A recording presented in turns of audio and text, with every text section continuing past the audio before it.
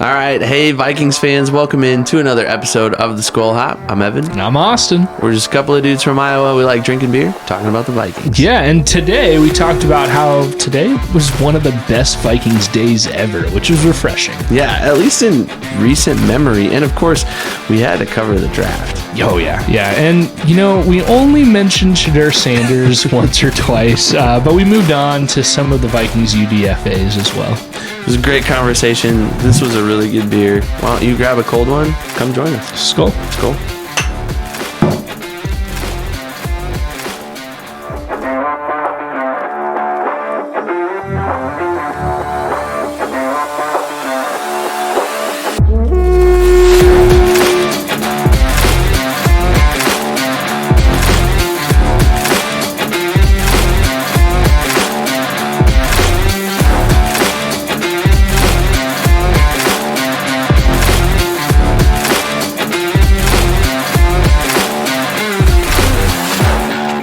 We're going to give a quick shout out to our show sponsor, Big Top Ventures, for sponsoring today's episode. Nice shirt, by the way. Yeah, thanks, man. If you'd like to take an all-inclusive trip to either Mexico or Jamaica, we're going to put their email right down here. It's bigtopventuresllc@gmail.com. Send them an email. Let them know what you're looking to do, when you're looking to take a trip, and they'll hook you up with the best rate possible. And we just got finished talking about all of the trips you've got coming up. Yeah. Kind of spoiled, man. Within the next, what did we say, 3 months, 3 or 4 months, I'm going to be taking Big Top trips twice. So I'm pretty pumped. We may even have an episode that we ended up pre-recording a few weeks ago come out here shortly in the next few weeks while I'm gone in Jamaica. So, Yeah, Big Top, they really do things right, and the best rate possible. I can personally attest. So, yeah. Give them a shout out. Let them know if you're looking to take a trip. And what do we say? Step right up to your next big adventure. Yeah. Big Top. Thanks, Big Top. You brought some beer today.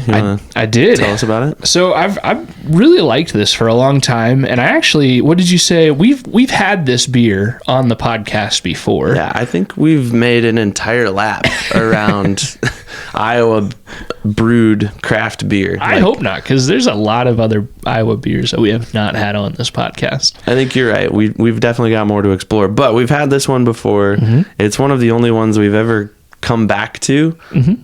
But it's a good one, and I'm excited to have it again. So, Firetrucker Brewery out of Ankeny, Iowa, in the Des Moines area. This one that we're going to have tonight is their Iowa IPA. It's an American IPA. And what episode? Was it like 20 or something? 22, I think. 22. Episode 22. Harrison Smith episode. Yeah. That was a solid, and Paul Krause, we can't forget that. Solid episode. So, and as I remember, solid beer. But let's give it another try and see if our opinions have changed about this one. Yeah. Yes, please. I remember we went to Firetrucker on our brew hop tour. Got to hang out there. I remember we had a really good conversation with the bartender that day. He was a really cool dude. It was pretty quiet inside because the weather was so nice outside. Most people were hanging out outside, but we opted to sit inside at that one. And yeah, because we were recording a little bit. That was a part of, did you just say episode 50? 50, yeah. When we went to Firetrucker Brewery. So, and if you're someone who's lucky enough to visit that location, unless they've taken it down, you might see a sticker of the Skol Hop. We may have left our mark there amongst a bunch of other stickers. So I feel like it was socially okay to stick it there. But yeah, I don't know. I hope it's still up there. We should probably stop by there sometime to see. That would be fun. Till then, let's give this one a try. Skol.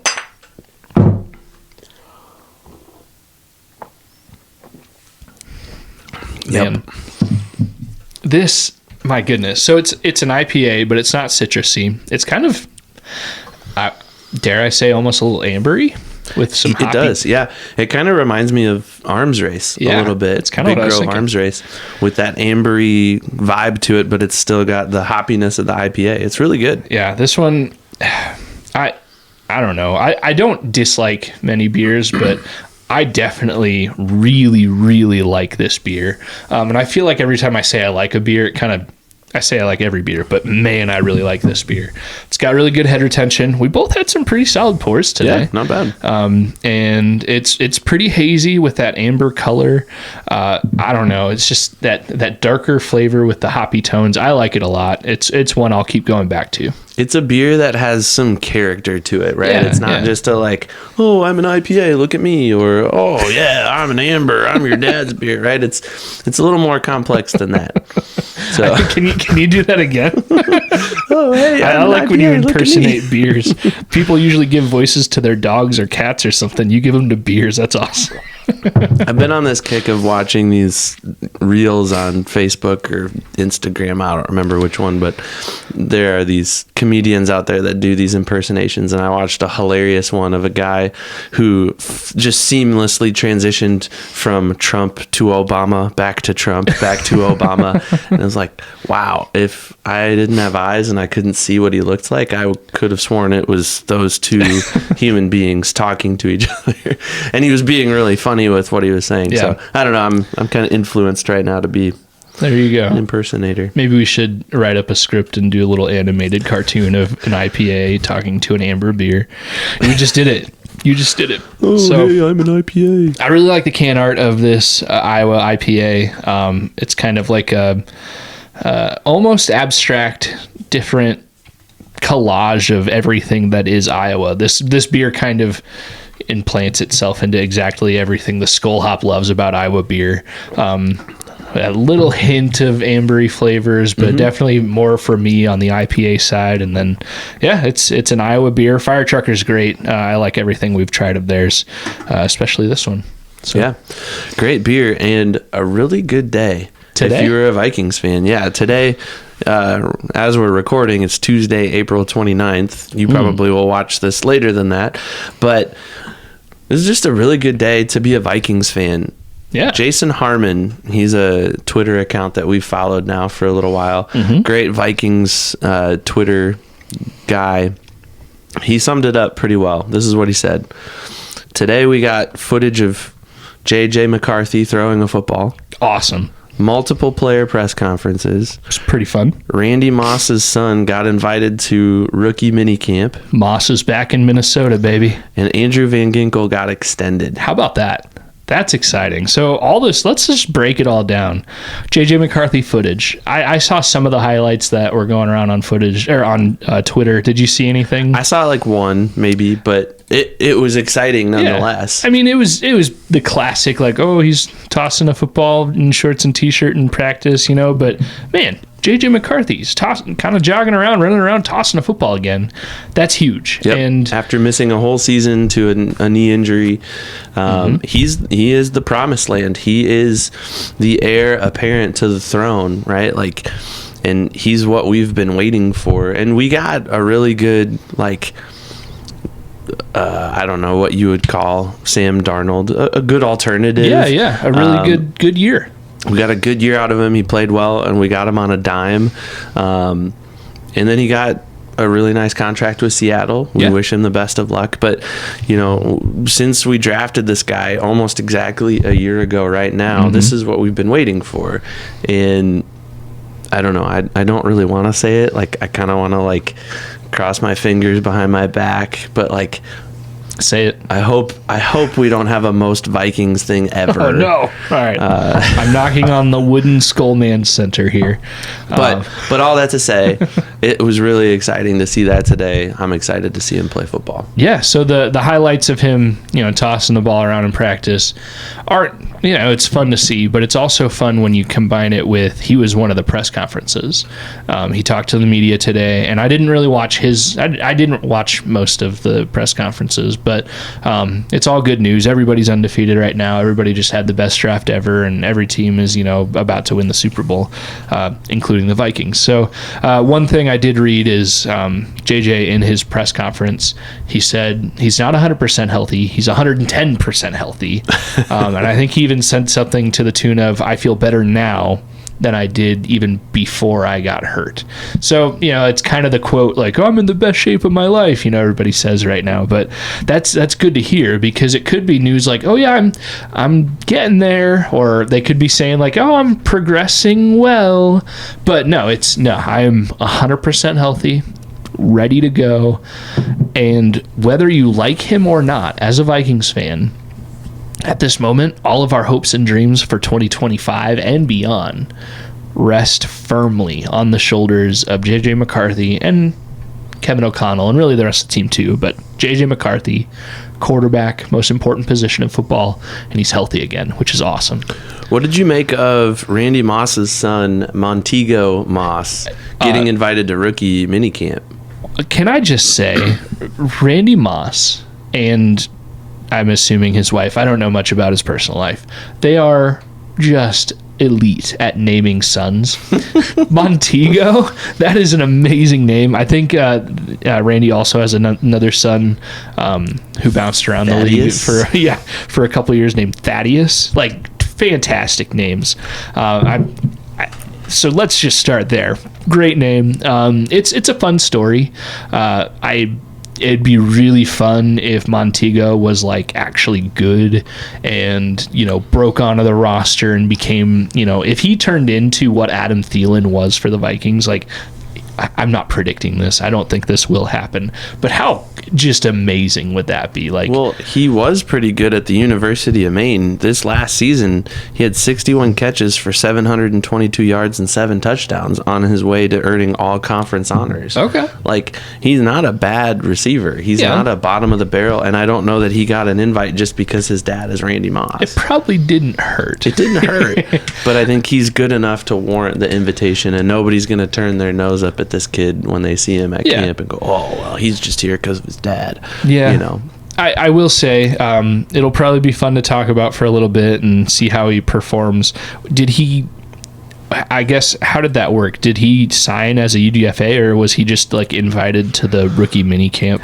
I don't see anything that says he's signed as a UDFA. Okay. So that seems to tell me that he's been invited to just come and basically try out at rookie minicamp, and maybe, I don't know, maybe teams can do that. I've never heard of teams doing that. Yeah, no, that's a thing. That's actually how Adam Thielen first got his opportunity with the Vikings. They invited him to rookie minicamp after the draft, and they liked Thielen a lot, so they signed him. And I don't know if the Vikings are at the 90-man limit right now. They might be, but I think if they like Montego enough to sign him, they'd have to release one of the draft picks or UDFAs that they just signed, or somebody that was already on the roster. But it'll be interesting to see how it plays out. Maybe he'll latch on, maybe he won't. But it is fun to think Randy is looking at the Vikings again, and maybe a Moss will come back on the team. And who knows if Josh Oliver, which we can talk about a little bit later, maybe if Josh Oliver, tight end, doesn't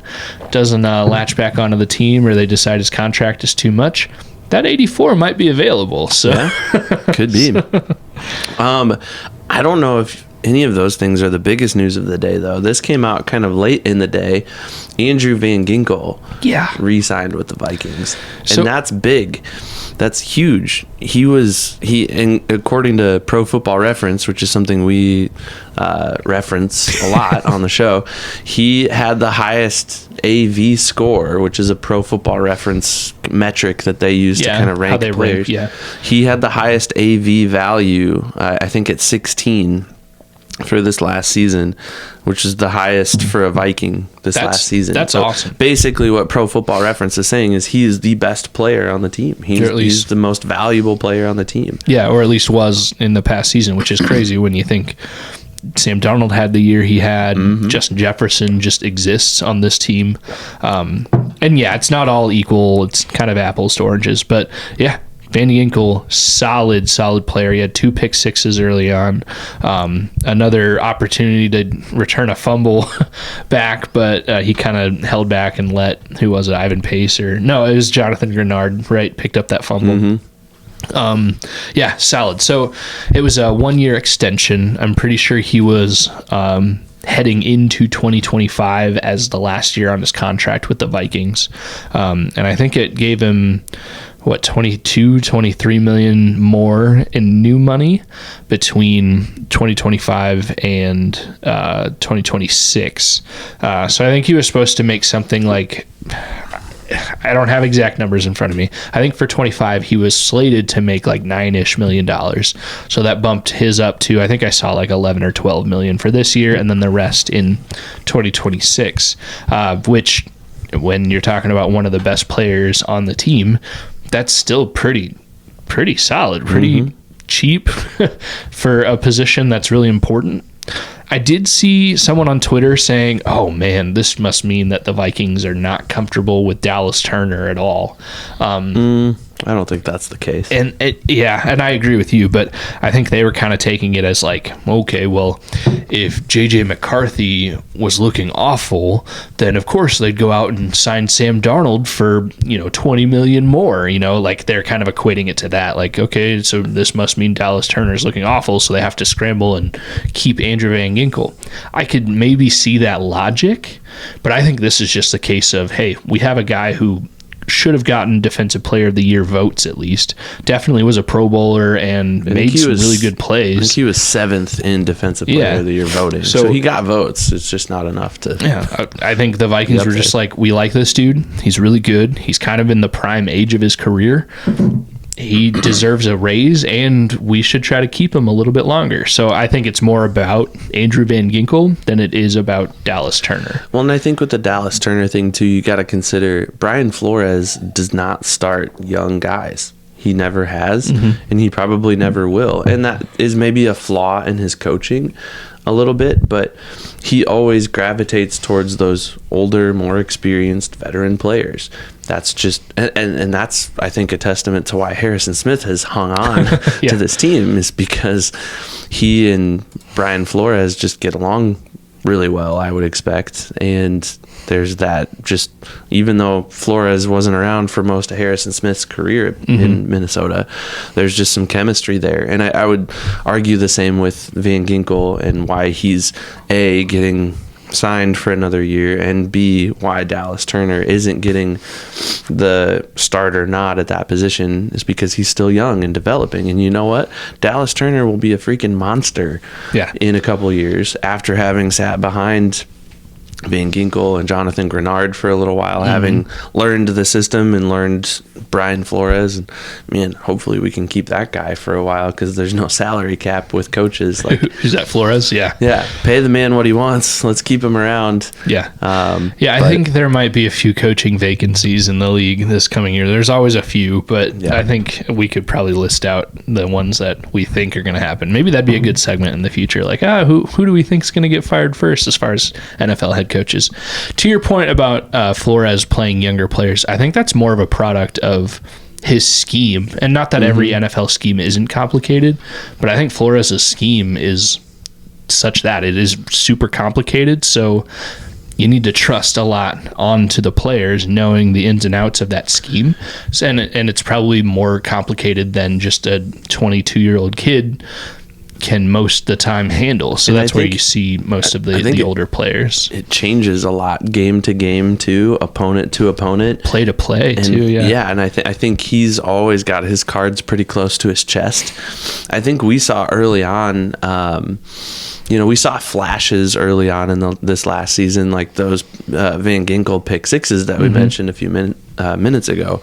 But I remember kind of being frustrated with the defense too, like, come on, what are we doing? Like, and I kind of felt like maybe he was just holding his cards a little bit. Like, okay, we're playing the Giants right now. Yeah, I'm not going to expose all of my secrets now. We've got to play the Niners in a few weeks. We've got to play the Texans in a few weeks. Like, I'm going to, and we beat the Niners, we beat the Texans, the Vikings beat those teams and pretty handily. And I think that was the moment where we as Vikings fans were like, this season could be pretty special. Yeah.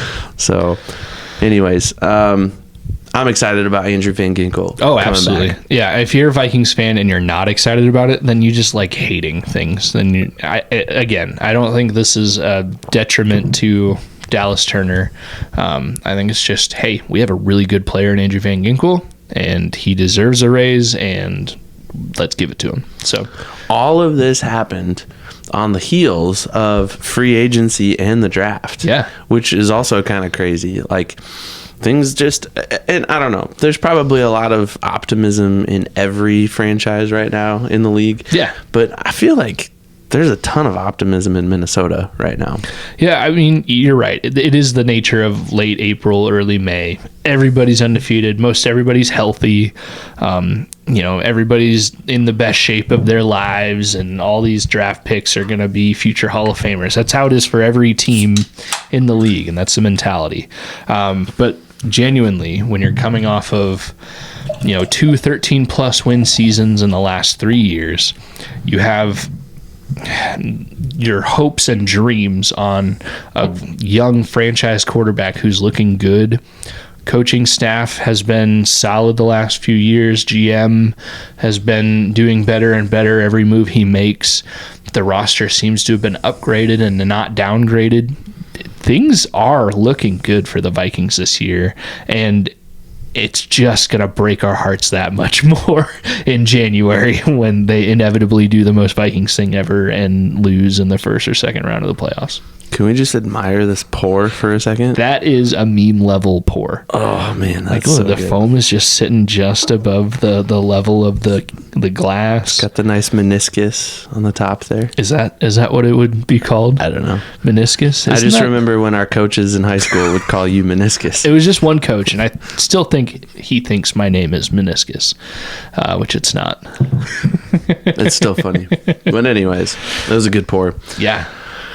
No, excuse me. Oh man, you're getting emotional there? No, I got the foam, the air in the foam. The aromas. Anyways, let's hope the Vikings don't do the most Viking thing ever and disappoint us in January.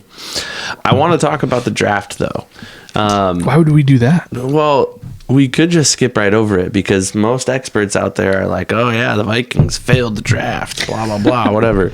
I want to know your honest thoughts on the draft. I'll be honest with you. First of all, I really only paid attention to the first 3 rounds, and then I stopped paying attention after that. Interesting. Okay. I was awake for the first round pick, Donovan Jackson, offensive lineman. Uh-huh. And I was awake for Ty Felton, the 3rd round pick. That was late in the 3rd round. Other than that, I didn't really watch the draft a whole lot. Interesting. And I'm notorious for not making it to the Vikings pick, for falling asleep early, because usually the Vikings are picking a little bit later in the first round. Recently, yeah. Recently, anyways. So what do you think about all of the picks, first of all, and do you have a favorite? So, I'm not going to go as far to say as, the Vikings are awful and they failed the draft. I think they had a really boring draft. Agreed. I think they had a bunch of missed opportunities. I think the players they did pick up, they're probably all fine. I think the only real chance they took was with Ty Felton, their 2nd pick, the 3rd rounder. He's the wide receiver that seems like he's, super quick and agile and elite, See the one that did a backflip at the combine? Yeah, at the combine, which I didn't know until after they had picked him and somebody tweeted that. Apparently he's got every chance to be the returner, punt or kick returner, or both. Not going to lie, I had never heard him really any of these guys before, but that's not a secret. We spent the last few weeks saying like we're not draft experts. But outside of him, everybody else seems kind of like safe picks. I think Donovan Jackson will be good. I think he'll be fine, even if he turns into a guy that makes a couple of Pro Bowls. I think they kind of fumbled that pick, though, because if you look, didn't the Falcons trade up a few picks later? Yeah, and I was a little preoccupied with something else while I was watching the first round, so I was aware of what was happening, but I wasn't following every move precisely. You looked it up. What happened? So the Vikings picked at pick 24, and heading into the draft, I was assuming, predicting and kind of hoping the Vikings to trade down from that pick, whether it was totally out of the first round or just down a few picks to gain more, because they came into the draft with 4 picks. Yep. They ended up making 5 selections, and they got Sam Howell, who is a young definitely backup quarterback, but that kind of, puts to rest some of the Aaron Rodgers talkers of it all. So I'm okay with it. And I kind of like Sam Howell anyways, as a backup, not as a starter. Anyways, just a few picks later, 2 picks later, the Falcons traded up with the Rams. The Falcons wanted pick 26. They traded pick 46, so a second rounder, mid to early second rounder, very late. It's either 6th or 7th. I think a 7th round pick in 242. And their first round pick next year. So 3 picks, to move up to pick 26, and then the Rams also gave up 101, what is that, that's probably a 4th rounder, early 4th rounder. So you're telling me the Vikings probably, I would assume, had a similar deal on the table from the Falcons, and I'm more looking at next year's first round pick. Even if the deal would have been different and the Falcons were only offering next year's second, which would have been crazy because the Vikings would have been a higher pick anyways, I think the Vikings probably had, if not that exact deal from the Falcons, they probably had some other offers on the table from teams that, the Giants traded up immediately for pick 25 to get Jackson Dart. I think the Vikings probably had some opportunities there and still could have traded down, gotten a guy who is probably similar to Donovan Jackson, and still accumulated picks in this year and potentially even a high pick next year too. So it's for that reason I wish they would have taken a hypothetical deal that I don't even know if it was on the table. I'm just assuming it was, and gotten a different guy that, again, Donovan Jackson's probably going to be fine. He may even be really good. I don't know, but it would have been nice to have more picks. Knowing all that, I kind of wonder if Kwesi's strategy coming in was just, nope, we're standing pat at 24. We're not moving. That's it. Maybe we'll be interested. We'll take offers. We'll listen. But unless it's something we absolutely cannot resist, we're going to stand pat at 24. And I can't see a scenario where that is any different, honestly. And I think Kwesi proved that he's a good GM through free agency with all of the acquisitions he made, especially to bolster both offensive and defensive lines. And I think this pick, Donovan Jackson, the first rounder, is the missing piece. I think not the missing piece, but the final piece to the puzzle. The offensive line is now completely rebuilt. There's nobody left other than Brian O'Neill, really, from the line of Vikings past on the offensive side of the ball, and the defensive line is pretty much basically rebuilt too. So he said he would do that.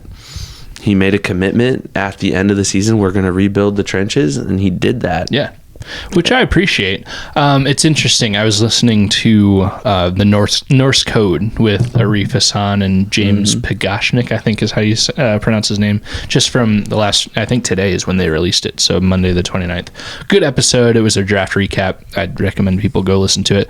But Arif said something to the tune of, yes, you did make a public commitment to, bolstering the offensive and defensive lines. And yes, you did do that, but especially on offense, you don't need all 5 of the guys to be these high investment elite level players. If 4 of them are that, and then 1 of them is a second rounder or Blake Brandel, you're probably still going to be pretty good. And I know Christian Darrisaw is not healthy, but a healthy Christian Darrisaw, elite, one of the better left tackles in the league. Blake Brandel held his own. He wasn't the best, but he also wasn't always the worst. I think he held his own and was okay. You signed Ryan Kelly, who's older, but is definitely an upgrade over what you've had in center in the last handful of years. Will Fries, you made a $80-something million commitment to him, and he's really good. I think he was the best guard in free agency. And then Brian O'Neill, a little bit older, but still one of the better right tackles. And again, even if Donovan Jackson turns into the next Will Fries or Quentin Nelson, I think they were already decent, and if they could have traded down, the Rams traded down 20 20 picks and they gained a first rounder next year. I would have much rather that deal. And then with that, pick 46 in the second round, taken one of the better offensive linemen available then, and still have a two first round picks next year. That to me would have been much more valuable. But I'm looking at also the depth chart. I'm not saying I disagree with you. Yeah. But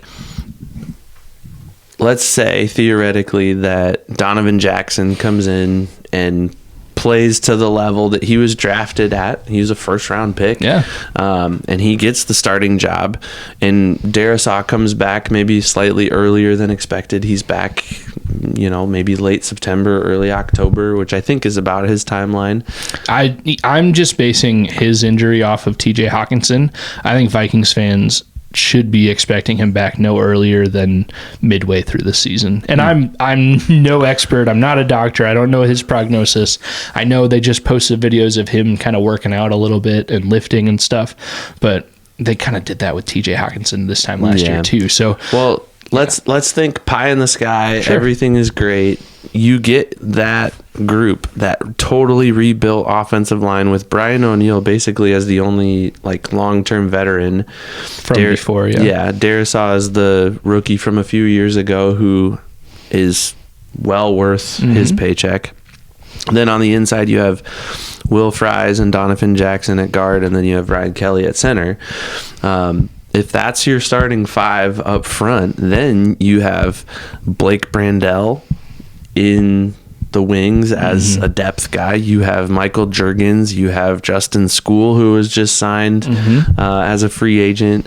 Walter Rouse and a bunch of other names that I don't think anybody knows. But you have depth in a position group where I think you need a lot of depth. Yes, offensive line, this just in, super important to have good starters and solid depth. Yes, maybe I'm sounding a little whiny, but and that's fine. I recognize that, but I just think they could have gone down a different route, still drafted a higher end offensive lineman, especially a guard. Guards are not as elite as tackles, which I think that, again, I think Donovan Jackson might have been their second choice after Gray Zabel. Yeah. I don't know why I would think this, but just reading between the lines in the media and things like that, I think it was Gray Zabel, and then if he goes, which he did, many picks before the Vikings, then Donovan Jackson, who I didn't know this before they drafted him, but since I've learned that he was, starting guard, and then eventually due to injury, they kicked him out to tackle, and it took him a minute to kind of figure out and get his feet there.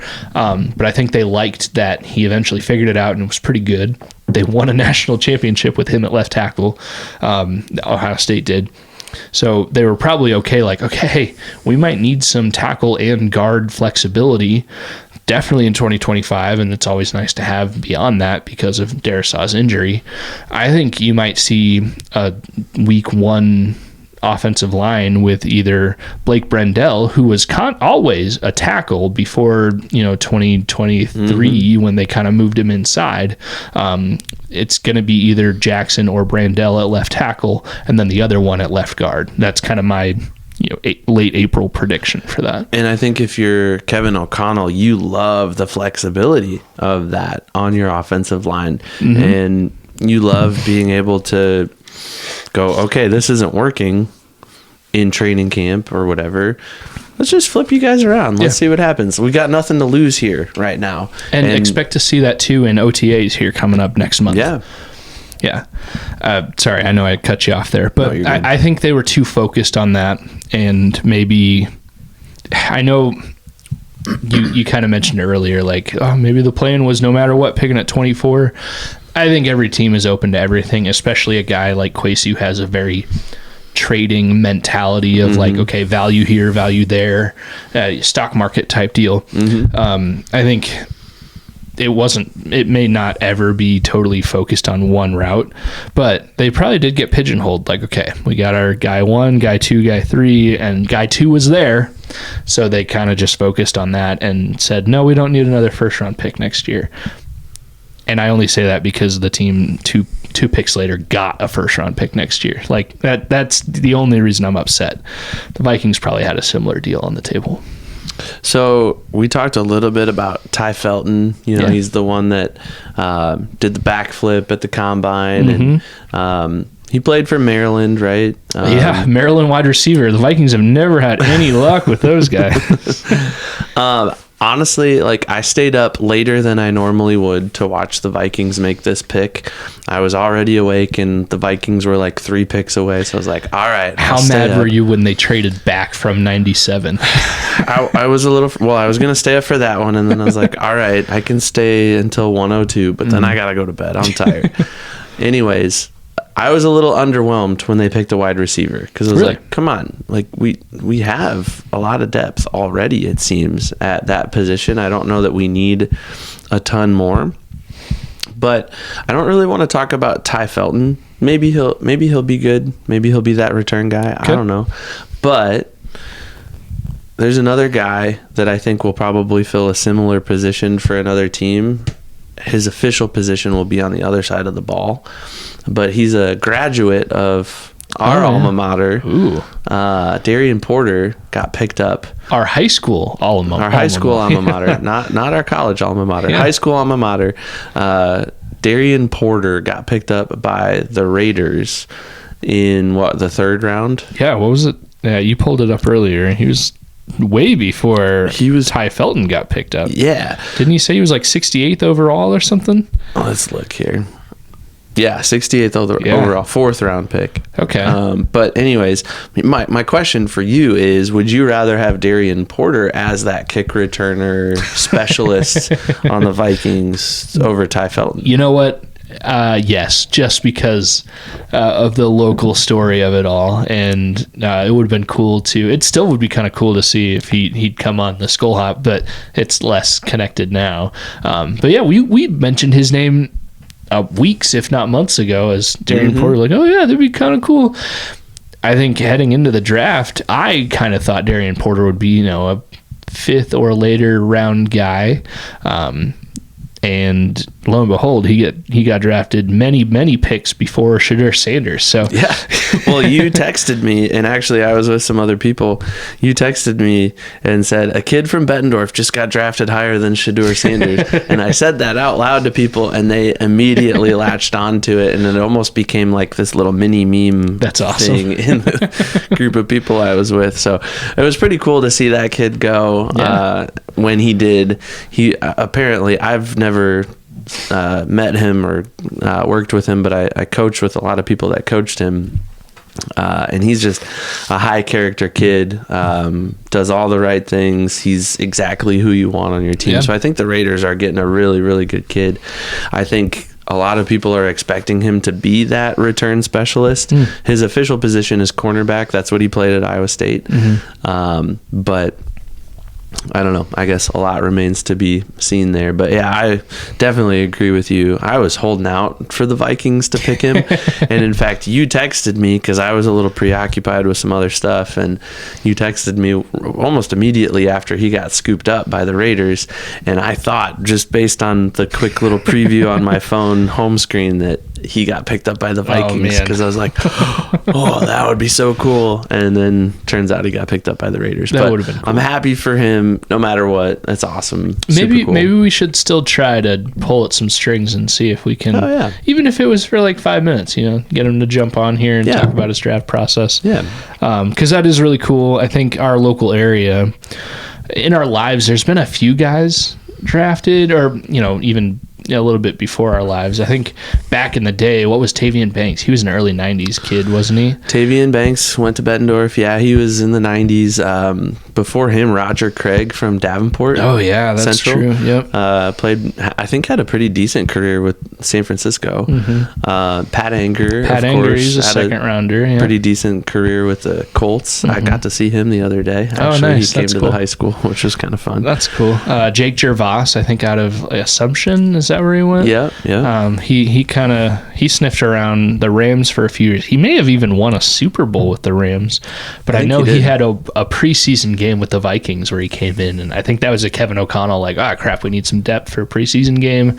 Jake, are you available? And that worked out. But there's been a few guys from our general area that have kind of sniffed around the NFL, and I think Roger Craig's probably the most decorated of them all. He won multiple Super Bowls, and then after that, I mean, probably Pat Enger, as far as starting and career length wise. But yeah, it's kind of cool. So maybe we should try here. No promises, but it would be cool to listen to a fresh draftee from our area and see his process and how maybe he's already gotten to Vegas and talked to some people with the Raiders. And I don't know how that all works. Yeah, for sure.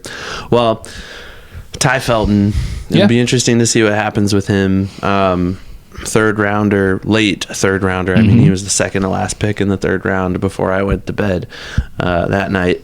But could be a kick returner, could be not even a Viking in a couple of months. I think it remains to be seen. Third rounders, you're pretty good. I mean, you're probably making the roster and competing for a decent position on the team.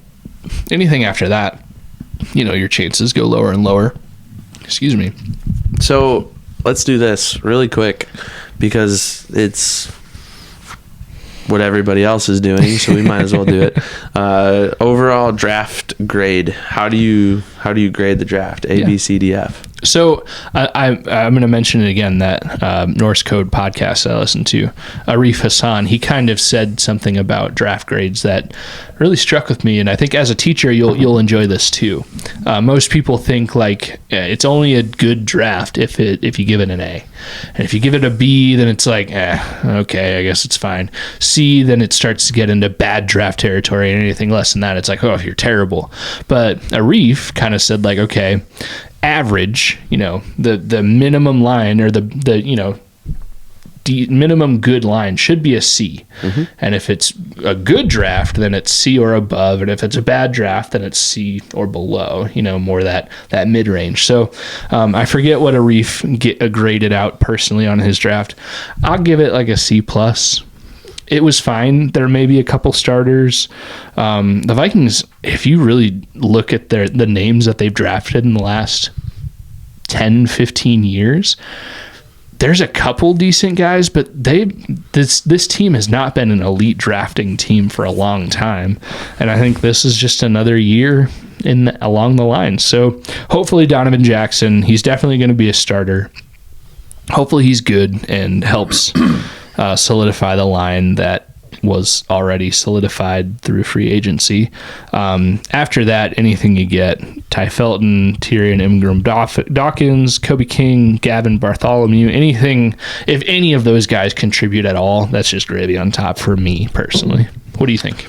Yeah, I like to look at the whole picture and not just the draft. And I think I've already made this comment, but I'll reiterate it. I think Kwesi nailed free agency.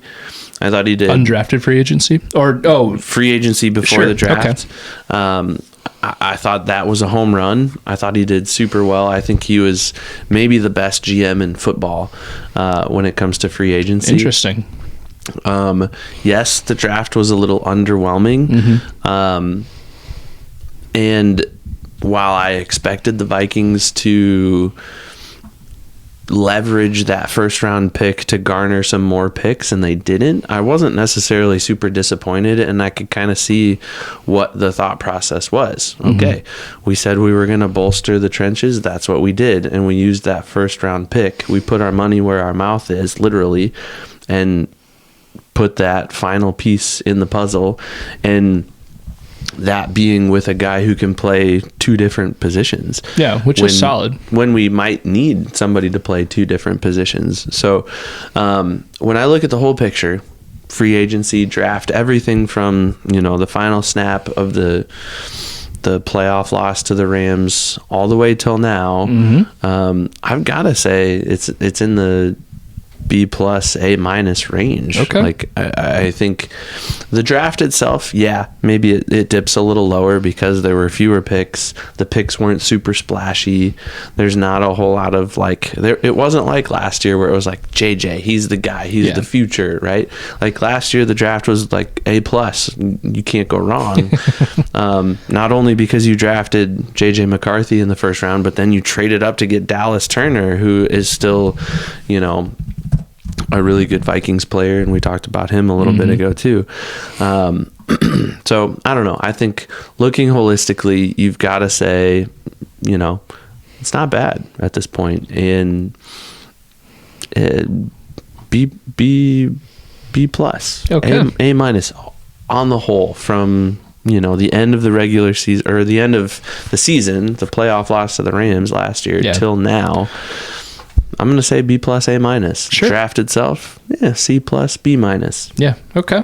I think you're kind of cheating by adding the whole off season, but that's okay. I will agree with you. I think the other moves outside of the draft, I mean, Ryan Kelly and Will Fries alone were huge. They literally huge, like giant gentlemen, and they put their money where their mouth is. Both Kevin O'Connell and Kwesi directly called out the interior offensive and defensive lines, and lo and behold, they signed 4 guys between the offensive and defensive line to solidify that area.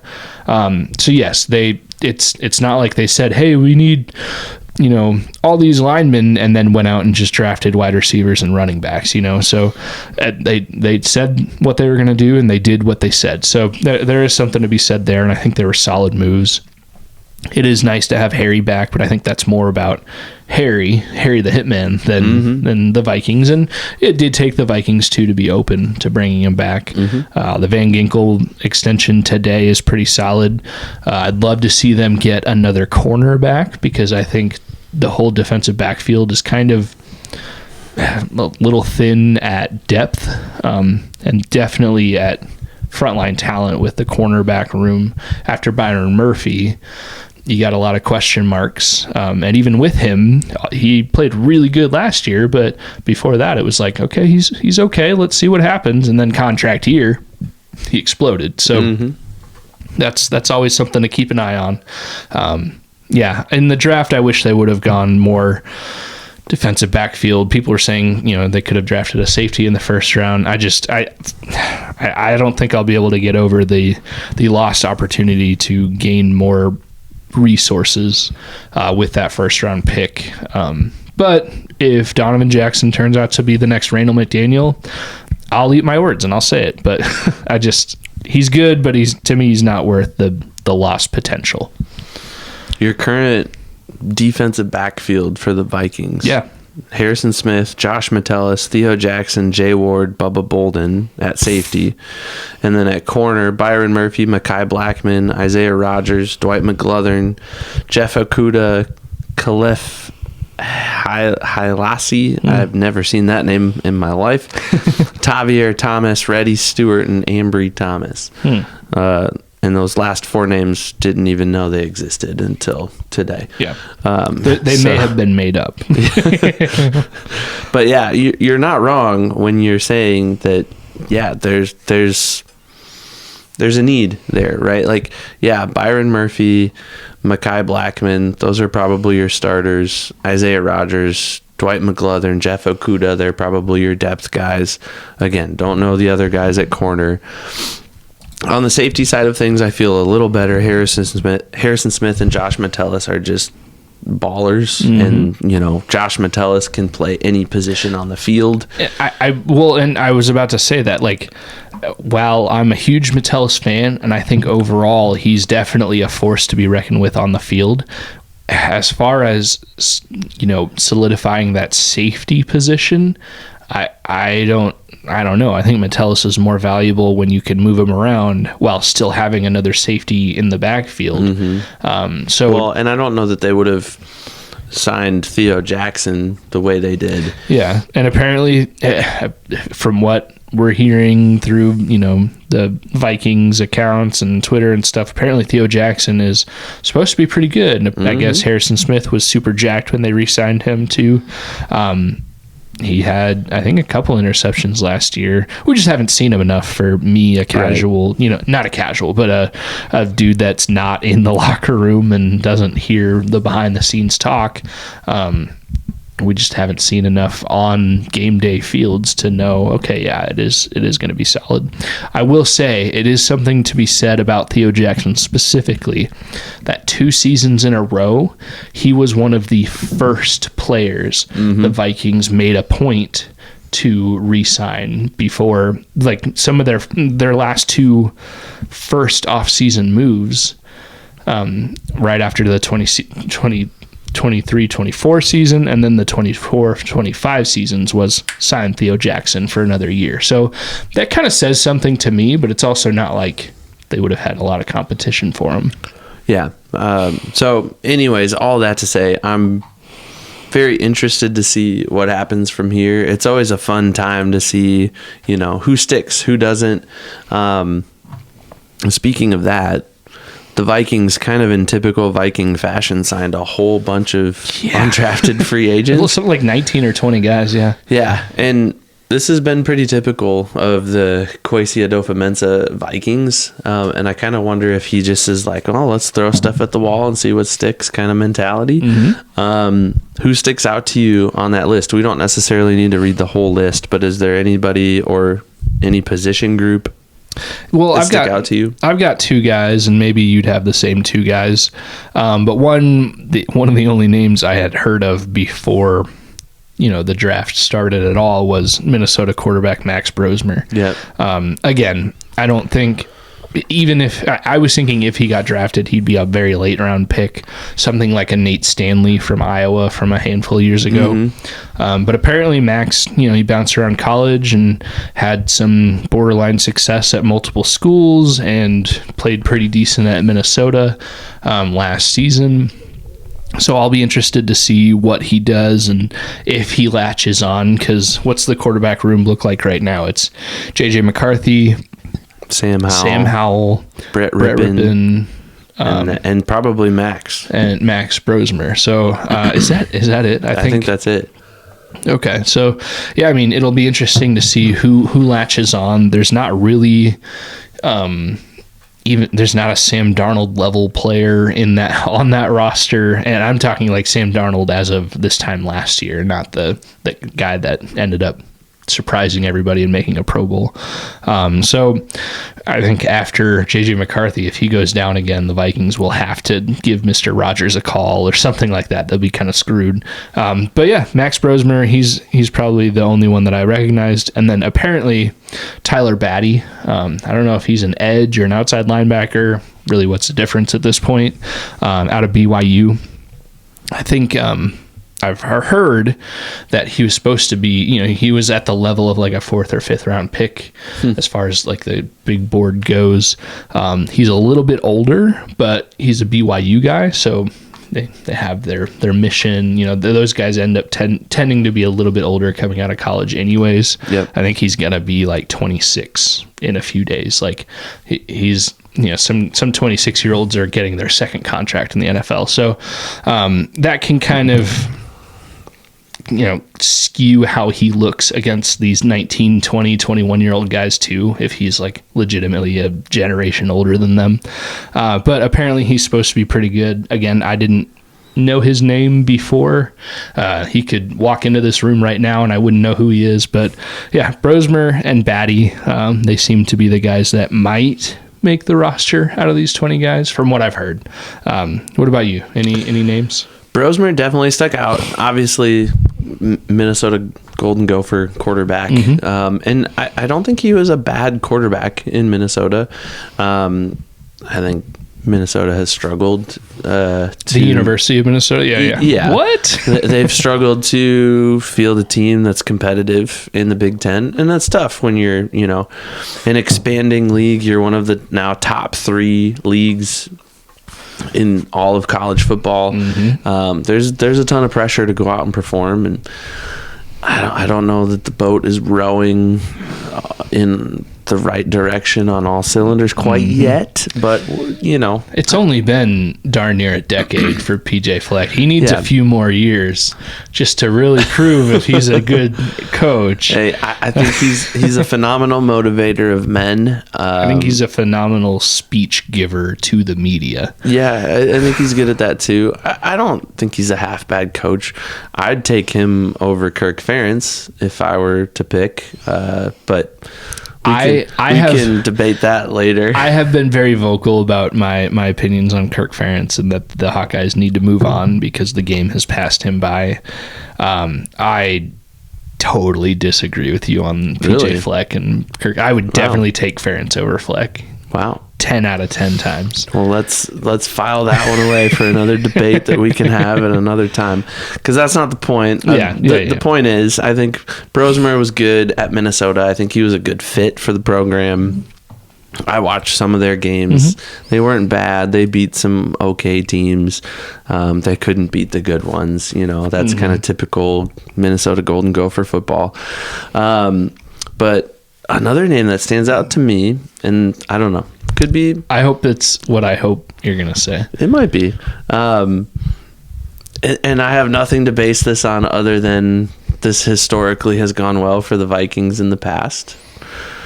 I've got my eye on Oscar Chapman, punter from Auburn, who is a member of the International Player Pathway Program. I don't know where he's from. I don't know anything about him, but I feel like players in that International Player Pathway Program have done okay with the Vikings. Not to call you out, who else from that program has done well?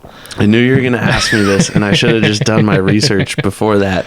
I don't remember off the top of my head, but there's somebody on the roster right now, isn't there? Maybe. I'm not trying to be like, Evan obviously doesn't know what he's talking about. I don't know.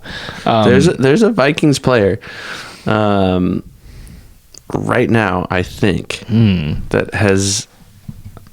While you look that up, Sammis Reyes, tight end. Oh yeah, that's who it was. I think, and I don't know if he's still technically under contract with the Vikings, but he was last year. Okay, I do. That name does sound kind of familiar. I don't know if he ever did anything on the field.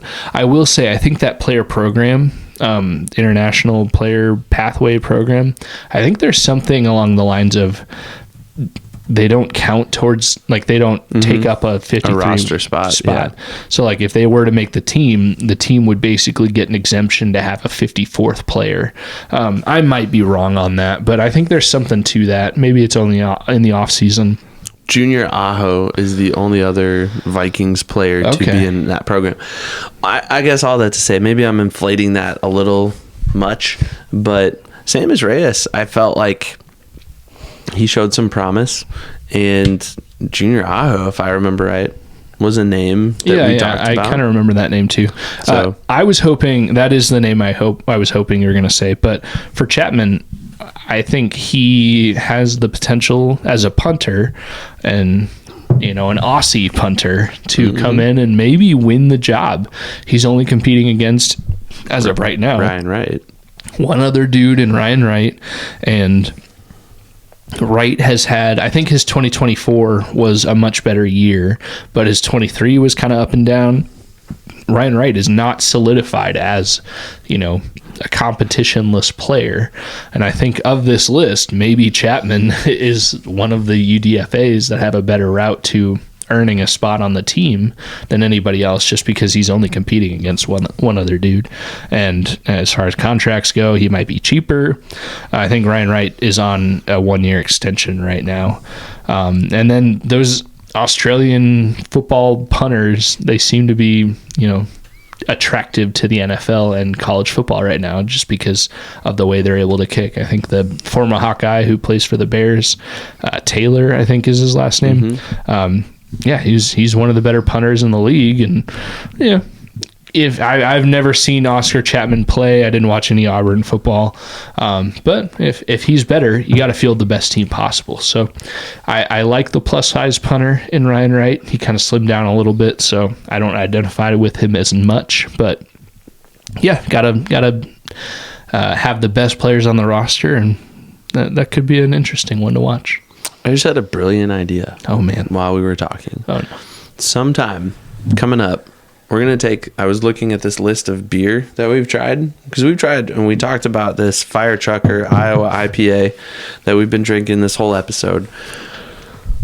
One of these days, maybe in kind of the lull of the summer or the lull of the off season, you know, like February, March, early April before the draft, whatever. February is Super Bowl time, man.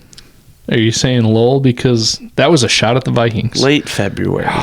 Ow. After the Super Bowl. Sure. Okay. Somewhere in the quiet part of the off season, whenever that is, we should do a draft of beers. Yeah, beers we've tried. Yeah. That could be a dangerous episode. That would be fun. Because, and maybe you didn't mean it this way. I meant it like we were going to drink all of these beers. I'm quickly realizing you were taking the responsible route and not thinking We that probably way. wouldn't drink all of them. We might drink one or two of them. We could bring like our personal top like 3 or something. Well, yeah, would- there's something there. You got a good idea there, Ev. I'm always thinking. Yeah, I'm always thinking. What if we had like a impartial like judge or something? And I don't know. We'll figure it out. Friend of the show, Forrest, would be a man. great guy for that job. That is true. Maybe he and I could switch positions, and he can sit in the middle, and okay. I can sit over here, and then we could go back and forth. All right. I will say, friend of the show, Forrest, draft time, that's where he shines. So we probably need to have him on very soon before the draft talkers are all stale and nobody cares anymore. Because yeah, he would be one that would look at who the Vikings drafted, and he'd have something to say about 6th round pick Kobe King, like linebacker. Like he'd be like, "Oh yeah, that guy out of." I think actually he played at Penn State. He might actually have something to say about that dude. But yeah, that might be interesting to hear his takes on that. Well, maybe in the next couple of episodes, that's something we do. We draft beers, and he can draft beers with us. Yeah. Okay. And we also talk about everything that happens in the wake of the draft. I think that on-air production meeting, we're really good at those. We'll put out the Forest beer signal, and not the bat signal, but the beer signal, and we'll have him on soon. Because we have to twist his arm every time he comes on. He just hates he hates coming on here. Just kidding. He enjoys it. We enjoy having him too. Was this everything you remembered it to be from the last time we had it? I love this beer. It's so good. It's really good, and I know your wheelhouse is more of the like the brown ales, the ambers, the ones you sit by the fire in the fall, whereas my wheelhouse is the ones you sit by the fire or the lake in the spring, in the summer. The IPAs, the citrusy ones, and I feel like this, while it's still on the IPA side. Oh man, hopefully me knocking my microphone didn't just send like a doof to everybody. Probably did. You probably are. Yeah, I'm probably just... Anyways, this one is still on my side of the spectrum, but it's more towards the middle. I think it fits both of those categories. It checks those boxes. Like, could you have this in the springtime? Yes. Could you have it in the fall? Absolutely. And you could have it any other time of the year. I'll have any beer any time of the year, no matter what. Oh man, any beer? Oh yeah, any beer. Any beer? Any beer. Oh, you don't know what you just did, Ev. I don't know who sings the song, but the chorus, "There's a cold beer calling my name," that rings in my head quite often. At all times. Most days. Evan, I love you. This is a quintervention. I'm just kidding. How are you going to disagree with me on that? No, I can't.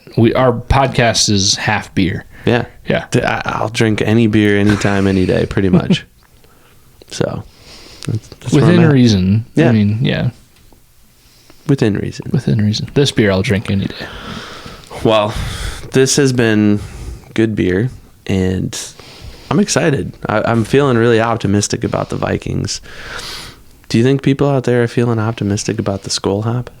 I hope so, and I hope they let us know. How would they let us know there, Ev? Well, you could send us an email. That seems like old school now, but no, just send us an email. It's still very much a reliable source of communication. theskolhop@gmail.com. And I'm just going to say it. I promise you'll get a reply. Yep. a reply and probably a sticker. Yeah, if you want it and you have an address that you're comfortable giving out, we will, well, just to us, we won't blast it out. We would send you a sticker or a few stickers. We're also on every social media, Facebook, Instagram, Twitter, or X if you decide that you can't call it Twitter anymore. It's Twitter. It's Twitter. Blue Sky if you decide you don't like Twitter anymore. TikTok. Everywhere. We're everywhere. YouTube for sure. That's a social media. YouTube, right? Yeah, it's not just... We post all of our episodes on YouTube and Spotify, and then Spotify posts it everywhere else for audio purposes. So, but video, if you want to watch anything that we post, YouTube and Spotify. And if you feel like supporting us too, we are our merch is on our website, theskolhop.com. There's a merch tab. You'll find us on TeePublic is where most of our stuff is sold out of. We've got shirts and sweatshirts and even a couple hat styles up there too. So, and banners. Oh yeah, if you want to, this is the smallest. If you're watching, you can see this is the smallest size flag. We have a couple other larger ones, and if you're an Eagle Eye Skol Hop viewer, you may be able to pick out a couple of times where we've broken out the largest available flag that you can buy of the Skol Hop logo on a past episode. It's huge. I didn't realize what I was ordering and what came, how large it was. That's what she said. So yeah, we're out there. Reach out to us. We'd love to interact with you. I guess, I don't know. I think we've said all we can say. This draft was boring, but still fun. I still love the draft. And all that to say, I think the Vikings are a good enough team that they're allowed to have a boring draft, at least in my eyes. Yeah, especially considering free agency as it was. Yep. That was maybe the more exciting aspect to this Vikings offseason. So, all right, man. Great episode. Great beer. Skol. Skol.